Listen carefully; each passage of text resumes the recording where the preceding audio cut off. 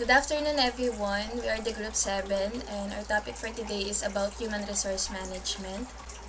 Good day, everyone. My name is Gwen, and today we are going to tackle about human resource management. So, human resource management or HRM is all about managing a company's employees and to make sure they perform well and happy in their jobs. It includes activities like hiring the right people, training them, and helping them grow in their career and making sure they are motivated with fair pay and benefits. HRM also handles issues like employees' concerns, workplace safety, and making sure the company follows labor laws. Overall, HRM focuses on making the workplace efficient, fair, and good environment for the employees to thrive. So, human resource management is about managing people in our organization. So, madaling sabi or sa madaling salita, sila daw yung mga nag-handle or sila yung mga sila in charge sa pag-recruit, pag-hire, and pag-manage ng mga tao sa loob ng isang organization. Sila din yung nagme-make sure na active and productive at masaya yung mga employees nila sa loob ng workplace nila. HRM also deals with things like conflict, setting rules, and making sure na sumusunod sila sa policies and regulations ng company. So basically, HRM ensures na lahat ng employees ay well taken care of and company is running smoothly. So here are some examples that under in human resource management. Firstly is hiring. So hiring is a process wherein naghahanap sila ng mga right people for the right job. Sa pagpag ba nag-a-apply tayo, HR ang una nating hinaharap or sila yung humaharap sa mga applicants na nag na para sa job interview na yon. So, mahalaga daw yung hiring kasi nakapaloob dito yung interview, which means kinikilala nila or inaalam nila yung skills, strength, and weaknesses na meron yung isang tao. Especially skills, kasi minsan, yung skills pala na meron tayo is hindi pala yun yung hinahanap ng company na yon. So, may tendency na hindi tayo ma-hire sa specific job na pinag-a-applyan natin. Next is training and development. Yung training and development naman is dito daw tinitrain or dito nila minomold yung mga employees nila para maging good professional and ma-handle nila yung skills na meron sila. Sa training and development daw, hindi lang daw employees ang nagbe-benefit but as well as the company. Kung napapaligiran daw kasi yung company nila ng good employees is malaki yung possibility na mas maging profitable and successful yung company nila. So next is handle team building. Isa daw sa mga mahalagang aspeto ng kumpanya at lalo na sa mga empleyado nila ang team building. Dahil kung puro daw trabaho ang hinaharap ng mga employees is may chance na maging madrain sila sa loob ng workplace. So pumupunta sila sa specific na lugar para mag-unwind and relax. Tapos may ginagawa silang mga certain activities na makakatulong sa kanila makabuo ng good foundation and magkaroon sila ng good communication, effective and efficient. Next is involved in problem solving. Isa daw malaking bahagi ng trabaho ng HR department ang mag-ayos ng issues and conflicts sa loob ng isang kumpanya. For example, mayroong mga tao or employees na nagkakaroon ng misunderstanding. Ang main job daw talaga ng human resource management is na sila yung mag-handle or sila yung in charge talaga mag-solusyon dun sa problema na yon. Next is promotion. Promotion naman is siguro ito yung mga pinaka-dinedesire ng employees. Dahil yung promotion daw is process wherein tumataas yung posisyon natin sa job natin. Nagkakaroon daw ng promotion dahil ine-evaluate daw ng HR yung mga performances ng employees nila and then binibigyan sila ng promotion para mas ma-motivate sila or mas galingan pa nila sa trabaho nila and para ma ma-recognize yung dedication and effort na ine-exert nila or kine-contribute nila sa company. So lastly is setting policies. So setting policies is important in a workplace. Dahil daw, kaya daw mahalaga yung policies is para maging well-guided daw yung mga employees natin, especially sa loob ng workplace. Sa lahat naman siguro ng lugar, even schools and work, may mga policies na tayo na sinusunod, mga rules and regulations. Para daw alam daw natin yung mga gagawin natin sa loob ng lugar na yon at mga hindi natin dapat gawin.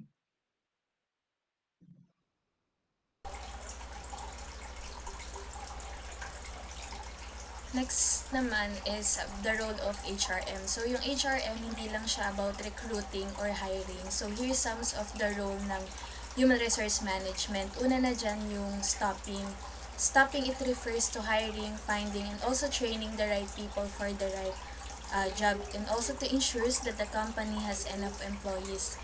Kumbaga po dapat mas marami kang workers kasi sa bakanteng posisyon. Isa sa role or functions ng human resource management is to fill up the vacant positions in organizations. Next naman is the advancement of working environment strategies. Ito naman yung improving the workplace to make it better for the employees.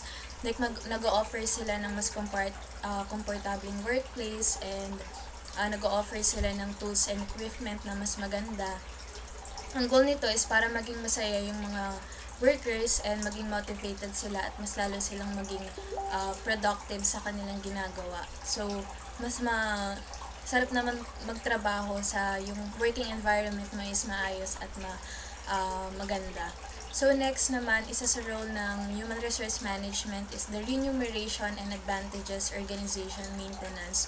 Ito naman yung how the employees get paid, kung paano sila pinapasweldo, and then yung benefits na natatanggap nila, like yung mga bonuses, yung vacation time, and yung health insurance. So, fair to sa lahat ng employees, kumbaga hindi dapat pili or bilang lang yung bibigyan ng benefits. So, ang goal nito is para lalong masatisfy yung mga workers mo, yung mga employees mo, and manatili sila sa company or sa organization. Next, the role of human resource management is yung maintenance.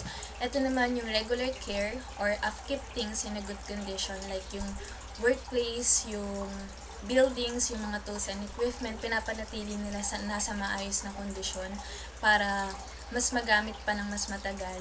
At ang goal nito is para lalong maging smooth yung operation sa organization.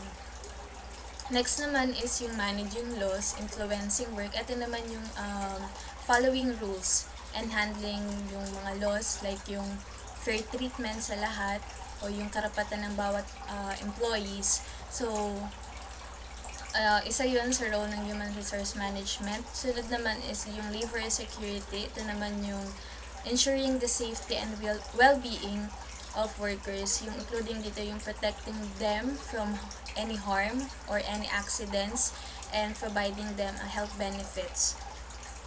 So, ang goal nito is to make sure the worker feels safe and secure in their jobs and work environment. So, isa yun sa role ng human resource management. Next is the correspondence. Ito naman yung means exchange of messages or communication. It is usually a written, so yung mga memos, letters, and yung mga emails, so to share information or make a request. And lastly is the attention to outside elements. Yung human resource management, hindi lang siya nakafocus on internal, pero aware din sila sa nangyayari dapat sa labas, yung mga market trends, yung competitors, or changing in laws. So, para nakakapagplano sila ng mas maayos and yung strategy, kung ano ba dapat strategy yung gagawin nila. So, isa yun sa role ng human resource management. And then next, and these are the outside and external forces of human resource management. Una dyan is yung stopping. These are the external forces. Example nito is kapag maraming skilled workers or maraming walang trabaho, so madali para sa human resource management ang maghanap ng mga workers. Madali sa kanila makapag-hire. And kapag kakaunti naman yung skilled workers or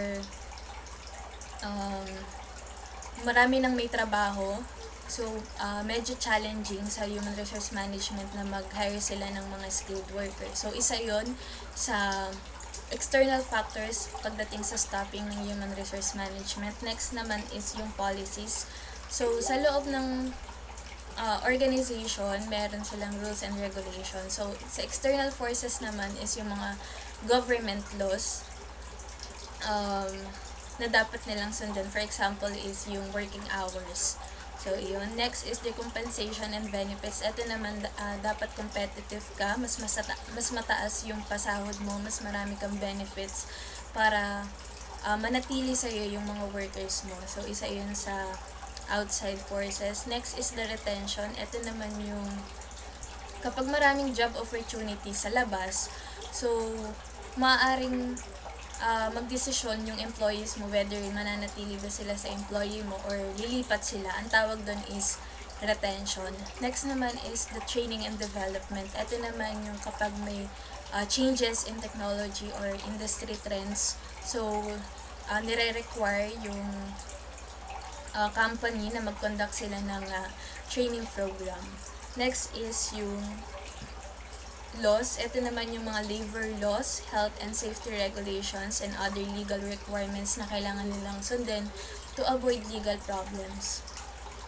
Next, lastly, is the worker protection. Ito naman yung external rules and standard to ensure that the workers are safe from harm and have rights like fair treatment and protection from unsafe working conditions.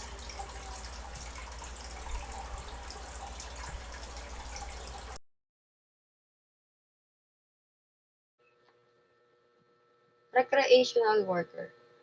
What is recreational worker? Recreational worker plans and leads relaxation exercises for volunteers in volunteer organization or entertainment offices. For example, play areas, park, camps, and senior focuses. They may lead exercise in zones, for example, expression and specialties, sports, games, music, and outdoors. Amusement laborers are utilized in assortment of setting, including day camp and diversion focuses, stops, and voyage ships. Sa madaling sabi, ang worker daw po, sila yung mga nagtatrabaho sa mga lugar na nagbibigay ng libangan like parks, resorts, and other outdoors areas na pwedeng magkaroon ng libangan. Next po. Types of recreation workers. Program leader, camp counselor, park rangers, and recreation therapists. First, program leader. Yung program leader daw po, sila yung mga nagpa-plan, nag implement o gumagawa ng activities and para sa mga youth, senior, and adult. Sila din ay specialize sa some area like sports, arts, or environmental education. Second, camp counselor. Ang camp counselor naman, sila naman yung mga nagsusupervise sa mga camper, nagpo-provide ng guidance, and sila din yung nakatoka para i-organize yung activities at mag-maintain ng safety and positive environment during the program or activities. Next, park ranger. Sila naman yung mga worker na specialized para mas lalong maprotektahan at ma-manage yung mga natural resources sa mga parks and other outdoors activities or areas.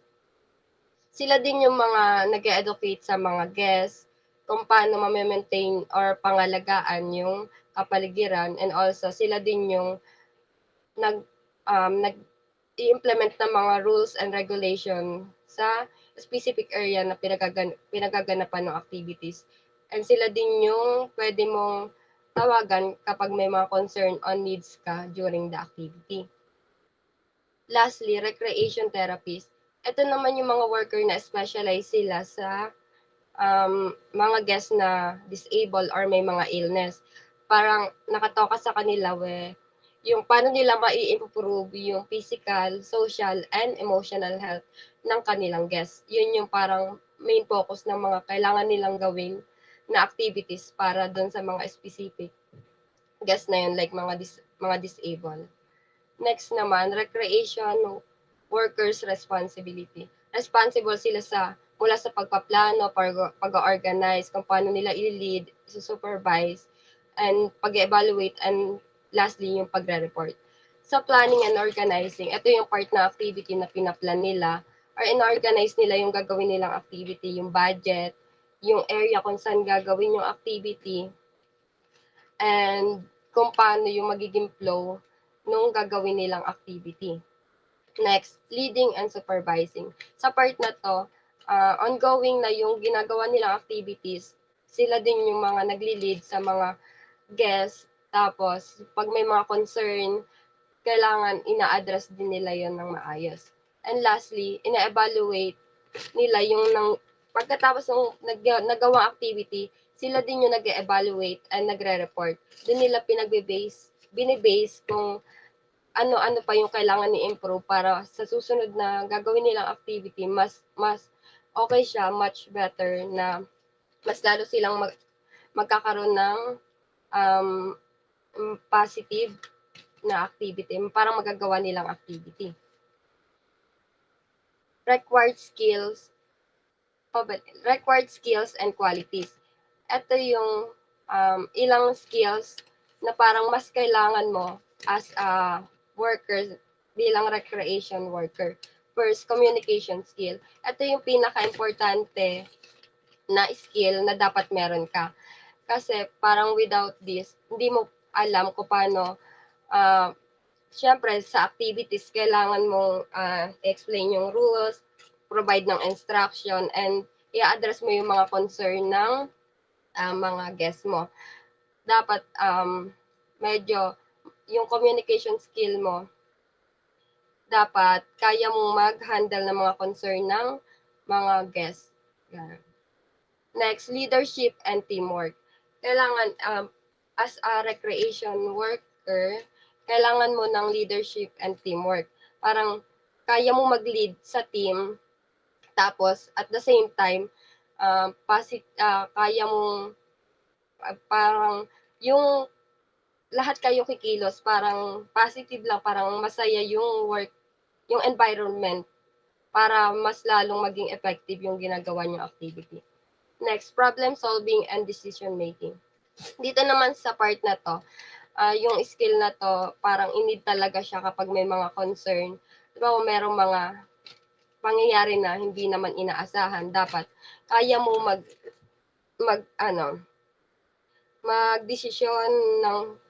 magdesisyon at para magdesisyon para paano mo isosolve yung problem na yon.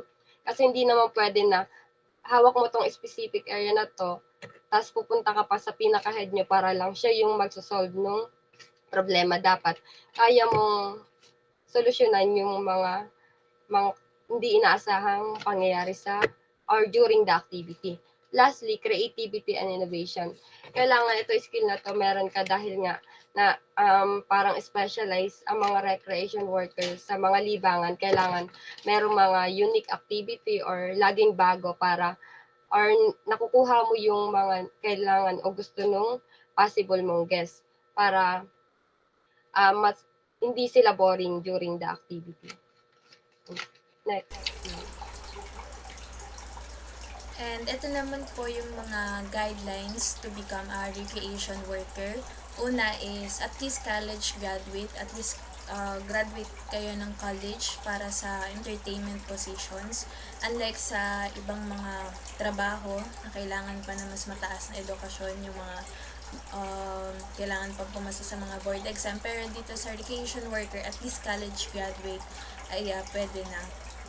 Second is yung kailangan meron ka ng kaalaman, yung mga nakuha mo sa mga summer job or sa mga voluntarily events or yung sa OJT or yun.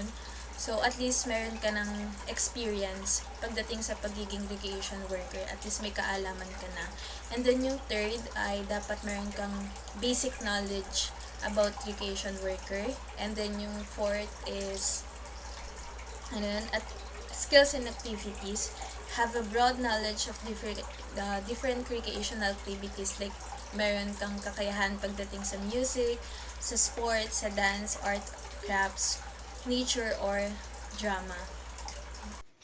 hone administration and administrative abilities for organizing and coordinating others and different exercises. Paghasa sa kasanayan sa pamamahala o sa organization na nagbibigay ng kakayahan para magplano, mag-organize, and to coordinate those activities na epektibo and of course maayos. Strong leadership ensures participants stay motivated and engaged while organizational skill makes sure the practical aspect of the event are well managed. These abilities help create a positive and successful recreational experience for everyone. Next, obtain a firm restorative amusement authority CTRS qualifications offered through the public board for remedial entertainment confirmation for certain positions, affirmation in emergency treatment and well-being, CPR or lifeguarding might be useful. Ano nga ba yung CTRS? CTRS means Certified Therapeutic Recreation Specialist. Ang CTRS ay isang certificate na ibinibigay sa mga professional na nagtatrabaho sa therapeutic recreation.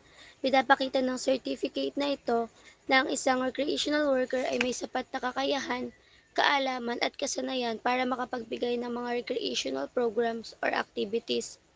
Mahalaga ito sa mga lugar tulad ng school, hospital, rehab center, and community programs. Ang CTRS certificate kasama ang first aid, CPR, and lifeguard certification ay mahalagang qualifications para sa mga recreational workers where health and safety are top priority.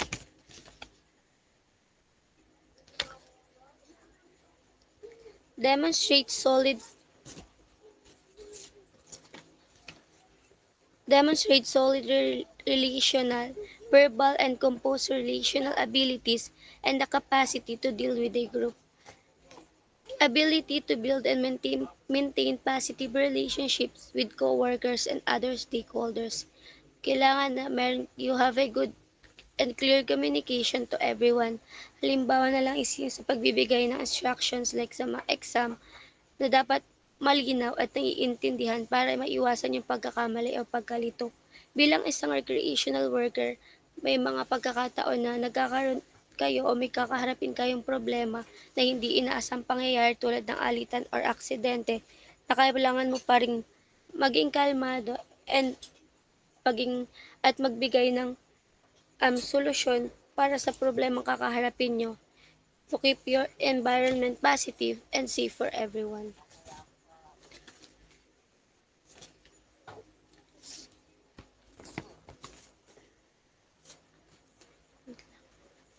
Next, exhibit physical dexterity, endurance, and an inspirational soul. And enthusiasm for working outside is fundamental for certain position. May kakayahan kang mag-handle ng mga physical activities to motivate others and give inspiration experiences. Mga katangian na mahalaga para maging matagumpay or successful yung recreational environment. Next, join related proficient affiliations. Go to state, public, expert affiliations gatherings. By joining professional associations and attending state or national conference, recreational workers enhance their skills.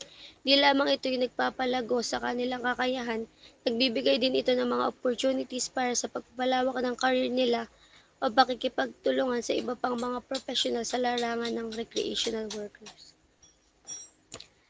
Seeking information on the U.S. What's more, world topography, history, social traditions, and dialects for certain chances. Pagkuha ng impormasyon ay mahalaga para sa mga recreational workers upang magplano ng mga epektibo at kapakipakinabang na mga activities para sa mga kalahok. Mas magiging makulay ang kanilang programa at mapapabuti rin ang communication para sa iba't ibang grupo. And last, consider taking an interest in the Walt Disney School Program. Walt Disney School Program is a great opportunity for recreational workers to gain valuable training, improve and gain exposure to world-class standard of the customer service, entertainment, and events planning.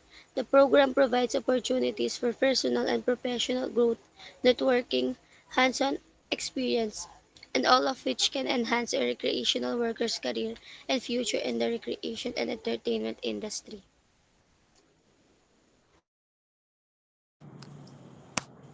So next PPT, the changing field of human resources management.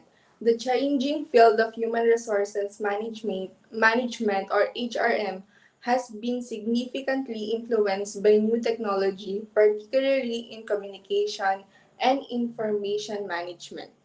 So dito, sino sa inyo yung agree na na-impluwensyahan na tayo ng technology? So, yung nakasulat dito sa PPT is, ang pagbabago daw ng technology ay may malaking impact sa HRM, particularly in communication and information management. For example,